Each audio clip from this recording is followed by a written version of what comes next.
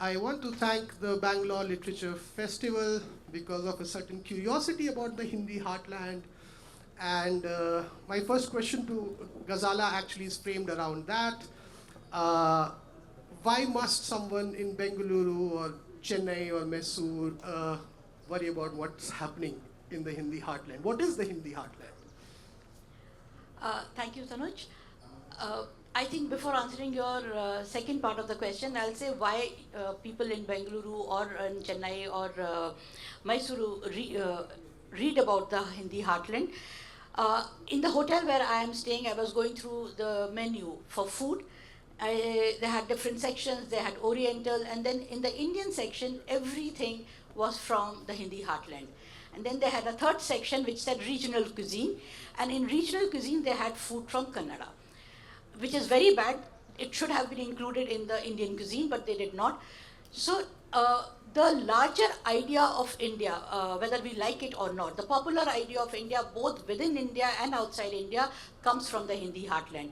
It's not just the language, it is the cultural motives, it is food, it is festivals, everything. I'm sure in Bengaluru, until a few decades ago, nobody celebrated Karwa Chauth, but suddenly people are celebrating because of the Hindi films. A lot of other things. So the popular idea of India, or as the world perceives India even today, comes from the Hindi heartland, comes from this region. So that is the importance of this region. There's political importance of this region. When the Chief Minister Narendra Modi thought that he wanted to become the Prime Minister of the country, he left Gandhinagar and he came to Banaras, because he thought that from Banaras the path to power will be easier, and it was, and it has been so far. So that is why we all need to understand what is this region. It is very easy to disparage this region, and rightly so. It is backward, economically backward, socially backward. It is driven by caste and religious differences. It's a terrible place. Pollution is terrible there at this time, and you are lucky to enjoy this beautiful air. But despite everything, the core of Indian idea, even when we were trying to, India, there was no country called India until 1947. So when the freedom movement was going on, and we were the people involved in the freedom movement, the Congress Party, and a lot of other leaders, even though not associated with the Congress Party, when they were debating what kind of a future they wanted, or what kind of a future nation they wanted, a union of states they wanted, the idea which dominated this thinking also came from the Hindi heartland. The Constituent Assembly, which was framing the constitution of the country, though Dr. Ambedkar was the chairperson of the Constituent Assembly, the idea or the majority of people who were debating this notion came from the Hindi heartland, which is why there is a predominance of North Indian thinking, North Indian languages on the country, because they were the dominant force. So I think to get a sense of where we are today and where we are headed in the future, we need to understand this region, what drives its politics, what drives its society, what drives its people. Yeah, Now the second part, I'm sorry, what exactly is this? See, this is actually more than a political construct which happened because of politics subsequently. It has been a geographical and historical construct. This region which is referred to as Hindi heartland is the Indo-Gangetic Valley, or what is the Yamuna-Ganga basin. So from Rajasthan to Jharkhand, this region becomes Hindi heartland. Haryana, though it is also a Hindi-speaking state, is not part of the Hindi heartland because it comes into the Indus Valley, the Indus Valley area. So it is not part of the Hindi heartland. Himachal also is not part of this region. So there is a geographical logic to this region, and because of this geographical logic, there has been a historic congruity about this region. So when invaders came into this region, they did not find any great geographical impediments. There were no great mountains, no great valleys which they had to traverse. It was a plain, very, very fertile land where they could travel from one part to another with ease on the horses or whichever means of transportation they were exercising at that time. This led to a lot of cultural assimilation within this region from Rajasthan to Jharkhand because there was so much of movement of people. So a sort of a lingua franca, despite the diversity of languages spoken in this region, there was a sort of a lingua franca which emerged like a Hindustani. People could understand each other though they were speaking different languages. Food also evolved in a similar way. If you see in Rajasthan, I don't know how many of you are familiar with the Rajasthani food. You have something called dal bati churma, which is very popular. But bati is very similar to litti, which is from Bihar. So it's similar food, cooked similarly, but called by different names. So all of this happened because of this geographical congruity, because you could move easily, people could move from one part to another for employment, for pleasure, for whatever. So that is a Hindi heartland. So while reading the book, I found that there were two sort of contradictory strands in it. One is this insistence on this heartland or this geographical area and its populations as a cohesive entity, and that's important to read it like that. That is also what gives the book its title, right? But there is in your book a constant, I think, assertion that there is a lot of diversity in these spaces, and to truly appreciate the Hindi heartland, it might be very, very important to also note the diversity and to take that into account. So for the audience here, I think linguistically and in other means, what are the key sort of contours of this diversity, of this rather big set of humanity and landmass? I think the biggest diversity is, and it was a revelation for me also, is in the language. A lot of people think that it's a Hindi heartland, so Hindi is everybody's language in this region, or everybody's primary language, first language in this region. Actually, Hindi is nobody's language, which is a very strange thing to talk about when we talk about this region. Hindi is an artificial language, artificially constructed for administrative purposes. The British constructed it for the administrative purposes, and then before independence, the Congress party threw its weight behind this language because they wanted a mother language which could compete with English, because they wanted a language which was as great as English was in their perception. So they kind of diminished all other languages which were spoken in this region, whether it was Dingal in Rajasthan or whether it was Awadhi, Bhojpuri, Braj Bhasha, Maithili, the millions of, not millions, I'm exaggerating, but there are hundreds of languages in this region. Madhya Pradesh alone has so many languages. Every district of Madhya Pradesh had a different language. There was Bundelkhandi, the tribal areas spoke their own languages. Then there was a lot of influence of, because the tribal population also was a mobile population. They came from a lot of other parts of India. So the tribal population of both Madhya Pradesh, now Chhattisgarh, and Jharkhand, earlier Bihar, they also spoke very different languages. Each Munda tribe had their own language. So this diversity is what was a revelation for me, and it's unfortunate that because we were trying to project one language as superior to others, we diminished all of them as dialects.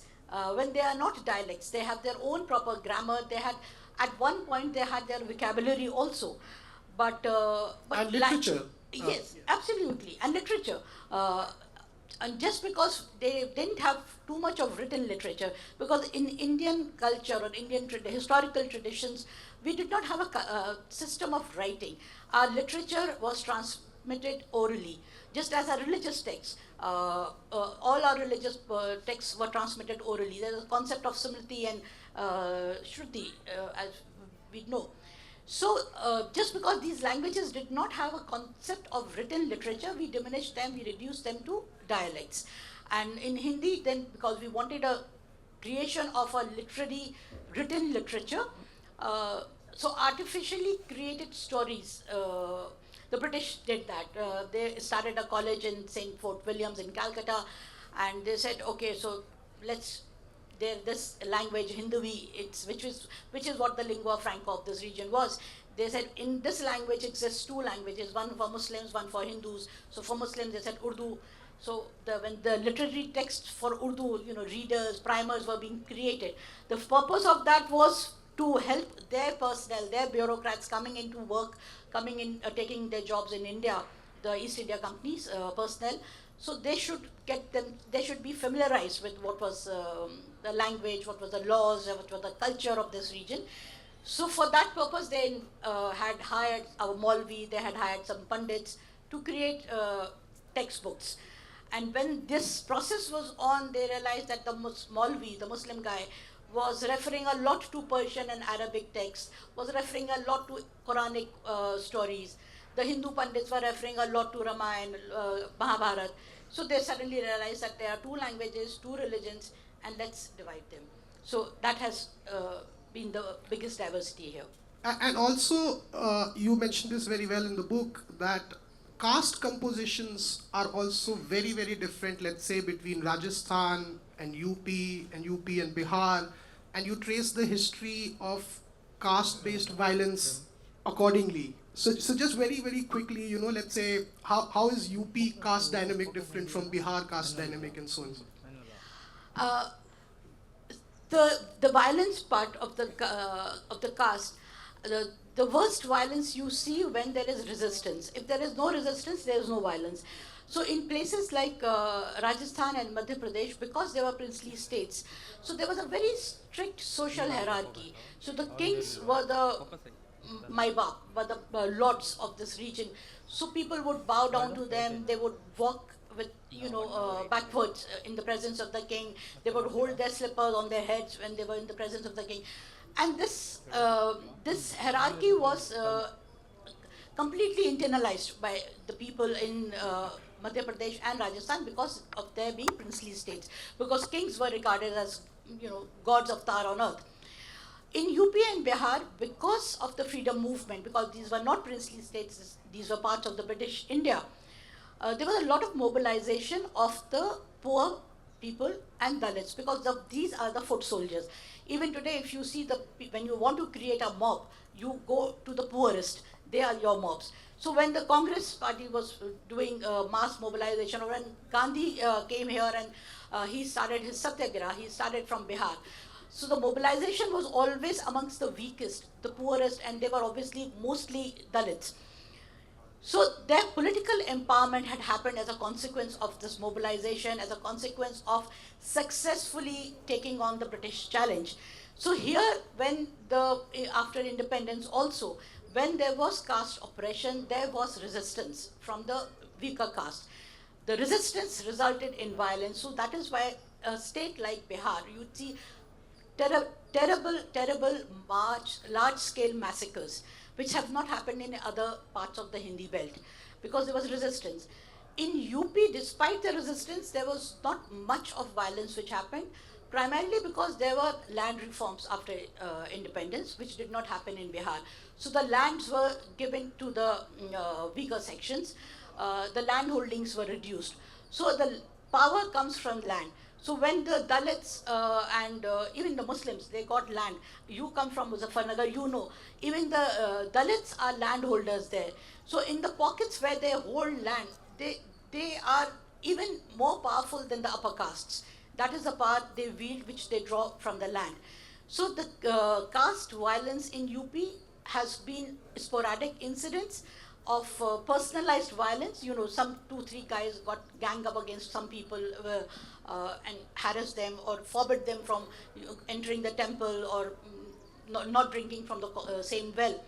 But you wouldn't see a mass massacre that the entire village would be wiped out, which happened in Bihar. So the two factors which worked here were resistance by the weaker communities and power which they drew from land. So from caste, I'll hop on to religion, but I'll go to the good part first. So you mentioned something called the Ganga Jamuni Tehzeeb. I'll ask you to translate what this word Tehzeeb means. And safe to say that it's a centuries-old idea in some way or form. And you beautifully in the book kind of trace it back to Alauddin Khilji's time and what happened to this tehzeeb or this coexistence during the Mughals' reign, and then subsequently what the British did to it and so on. So first of all, what is it? and what's its history? And then I'll come to, does it exist anymore? So to explain Ganga Jamni, though it's not a very old idea, the term Ganga Jamni is post-independence construct after partition. So this sari that I'm wearing, it's a bit of Ganga Jamni. So there is a magenta border here and there is an orange border here, and they both enhance the beauty of the sari. I mean, I'm saying my sari is beautiful, please excuse that.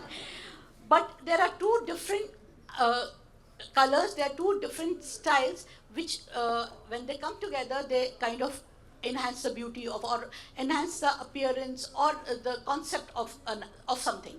So the idea of Ganga Jamni, even though the coinage is fairly recent, was that the two communities could coexist, Hindus and Muslims could coexist in harmony, even if they are not living together or eating together or marrying into each other's families.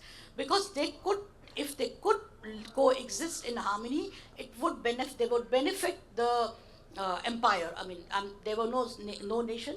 So when the Delhi Sultanate came here, they did not disturb the caste hierarchy, but because the power was vested in the Muslims and the people they were ruling over were Hindus, they recognized the idea that they had to exist in harmony with the Hindus if they had to perpetrate their rule. Unlike the British, the difference was that they were living here, they were not repatriating the wealth from here to somewhere else. They were generating wealth here and using that wealth in this country, on the land which they were ruling. So whether it was by investing in agriculture, which a lot of agricultural reforms happened at that time, the idea of our seasonal agriculture also emanated at that time. We used these three words of kharif crop, this crop, that crop, also emanated. So this research in agriculture happened, which is why by the time Akbar came at the helm of the Mughal Empire, the North Indian region, the Hindi belt, was called the granary of the world. That was the yield it was producing, agricultural yield. You can imagine the riches of this agricultural yield, that the empire was so rich, it was the richest empire in the world. That wealth was coming from this region through agriculture, through industry, through small-scale industry.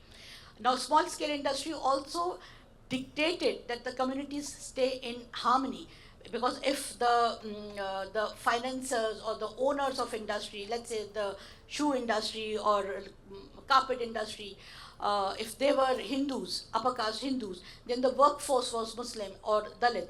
So if they weren't living in harmony, how could the business flourish? How could they generate profit? So this was the idea of coexistence, and this is why there is no recorded incident of any violence, inter-community violence. They each minded their own business. They did not interfere with each other, but they did not hate one another. There was no incentive to hatred at that time.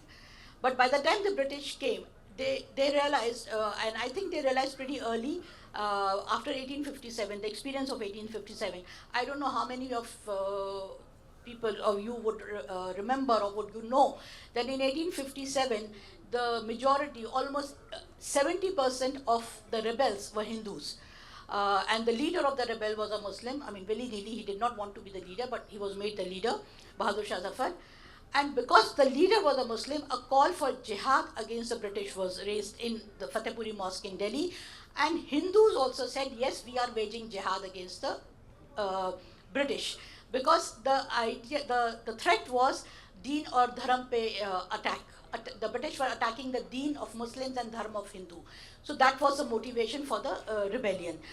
So that was the bonhomie at that point in 1857, and the British was, with this great setback, they realized that for their interest, for the perpetuation of their rule, it is important that communities do not come together.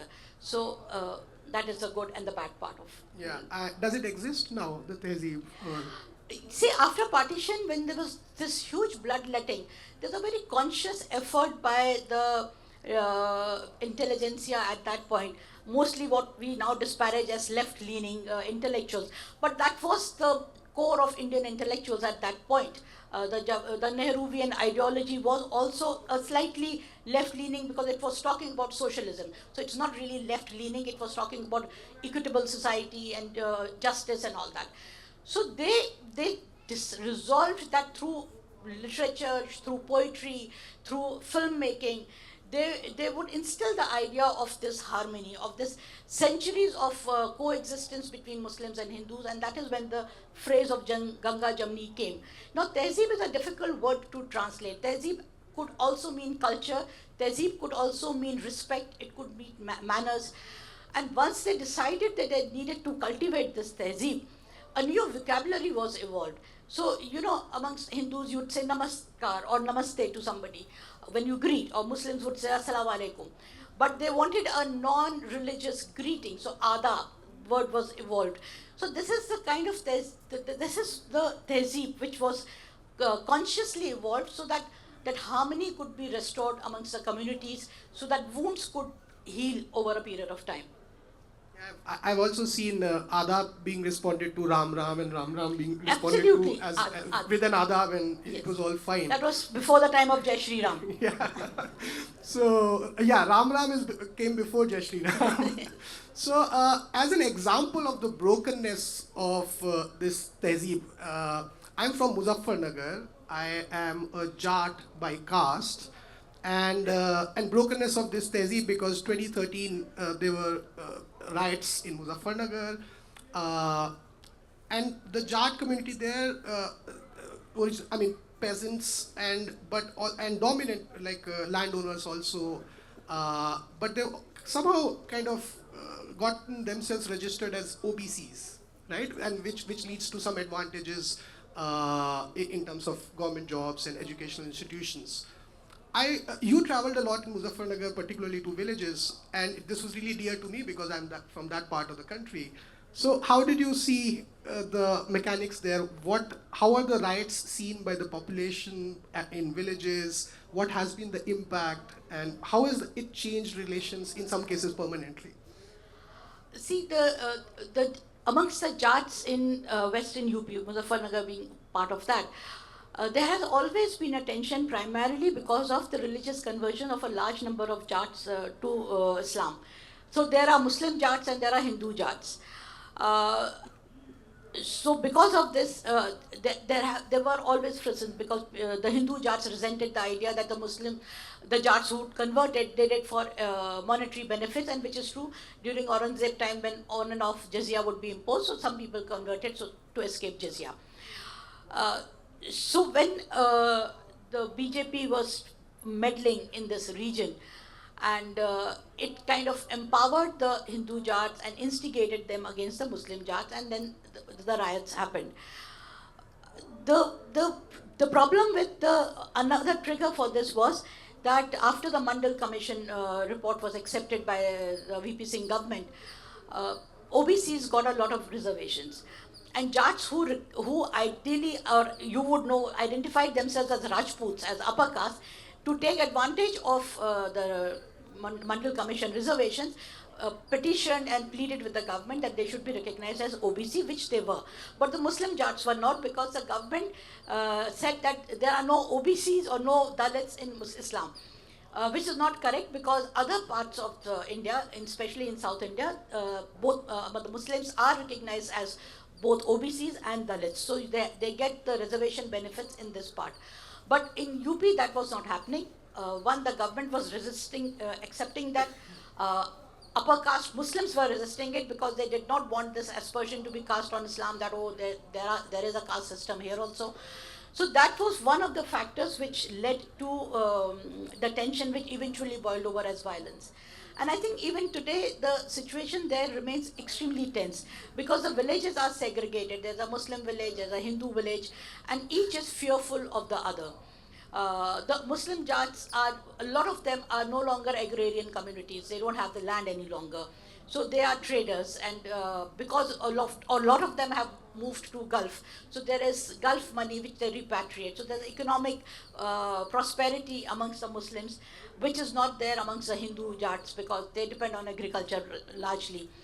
So this animosity is triggered by economic rivalry, which has kind of which kind of shapes their equation today. So there is a notion of bhaichara, brotherhood amongst Jats. They profess brotherhood, but there is tension, and it's very palpable. So, the RSS, how deep are they in the social fabric of the Hindi heartland? And for those for whom their values are something that must be fought against, do you see a lot of hope? How might it be achieved? And I know it's a large question. Yes, I was looking at the timer, so I'll try and keep it as brief as possible. The partition gave the inroads to the RSS in the Hindi heartland, because RSS carried out a lot of relief and rescue work, not rescue so much, relief work amongst the people who came to India from Punjab. And through them, they help them in rehabilitation, they help them in getting employment or whatever, various things. So that is where it created its inroads in this region, and it created a series of educational institutions and training institutions, polytechnics.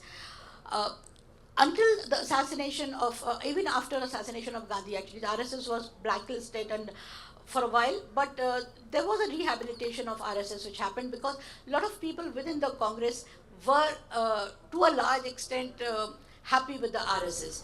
Because if you see, there's a huge chapter in the book on the freedom movement, where I argue that the freedom movement was also the Hinduization of the idea of India. How progressively, when the way we envisaged the future country, it was a Hindu country, which was also reflected in the debates in the Constituent Assembly.